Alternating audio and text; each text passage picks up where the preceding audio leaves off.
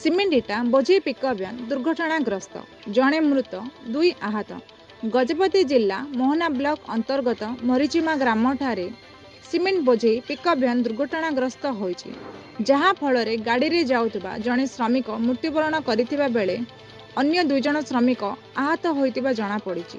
ସୂଚନାଯୋଗ୍ୟ, ଆଜି ପୂର୍ବାହ୍ନ 7:30 ସମୟରେ ଏକ ପିକଅପ୍ ଭ୍ୟାନ୍ ଗାଡ଼ି ନମ୍ବର OD 17 G9382 ନମ୍ବର ଯୁକ୍ତ ପିକଅପ୍ ଭ୍ୟାନ୍ଟି ମୋହନା ଅନ୍ତର୍ଗତ ଲୁହାଗଡ଼ି ଗ୍ରାମରୁ ସିମେଣ୍ଟ ଇଟା ବୋଝେଇ କରି ଅଡ଼ବା ଥାନା ଅନ୍ତର୍ଗତ ପାଣିଗଣ୍ଡା ଗ୍ରାମକୁ ଯାଉଥିବା ବେଳେ ମରିଚିମା ଗ୍ରାମ ବୁଲାଣି ରାସ୍ତାରେ ଭାରସାମ୍ୟ ହରାଇ ରାସ୍ତା କଡ଼କୁ ଓଲଟି ପଡ଼ିଥିଲା, ଯାହା ଫଳରେ ଗାଡ଼ି ଚାଳକ ତଥା ମାଲିକ ବିଦ୍ୟାଧର ସାହୁଙ୍କ ସମେତ 5 ଜଣ ଶ୍ରମିକ ଗାଡ଼ିରୁ ରାସ୍ତା କଡ଼କୁ ଛିଟିକି ପଡ଼ିଥିଲେ।